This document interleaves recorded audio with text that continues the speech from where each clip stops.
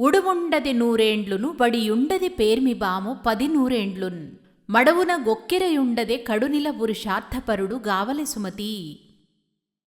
అంటే ఎంతో కాలం జీవించే ఉడుము, పాము, కొంగలాగా కాకుండా మనిషన్నవాడు మంచి పనులు చేస్తూ చతుర్విధ పురుషార్థాలు అంటే ధర్మ, అర్థ, కామ, మోక్షాలను సాధించగలిగిన వ్యక్తి జీవితమే సార్థకం.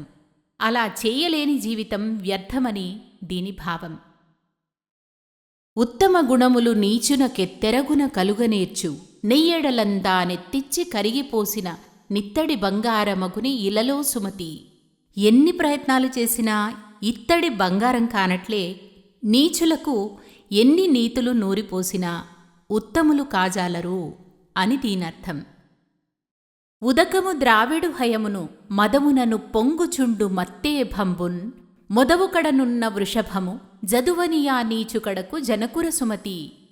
నీరు త్రాగే గుర్రం వద్దకు, మదించిన ఏనుగు వద్దకు, ఆవు దగ్గర ఉన్న ఆంబోతు వద్దకు, చదువు సంధ్యలేని మూర్ఖుల వద్దకు పోకూడదు అని దీని భావం. ఉపకారికినుపకారము విపరీతముగాదు సేయ వివరింపంగా అపకారికినుపకారము నిపమెన్నక సేయువాడే నేర్పరి సుమతి. మేలు చేసిన వారికి తిరిగి మేలు చేయటం గొప్ప కాదు. హాని చేసిన వారికి కూడా వారి దోషాలు లెక్కించకుండా తిరిగి ఉపకారం చేసేవాడే నేర్పుగలవాడు, గొప్పవాడు అని దీని భావం. ఉపమింప మొదలు తీయన కపటంబెడ నెడను జరకు కైవడినే పో నెపములు వెదకును గడపట గపటపు దుర్జాతి పొందు గదరాసుమతి.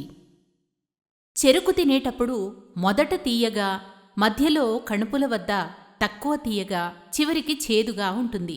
అలాగే చెడ్డవారితో స్నేహం మొదట తీయగా ఉన్నప్పటికీ చివరికి హాని కలిగిస్తుంది అని దీని భావం.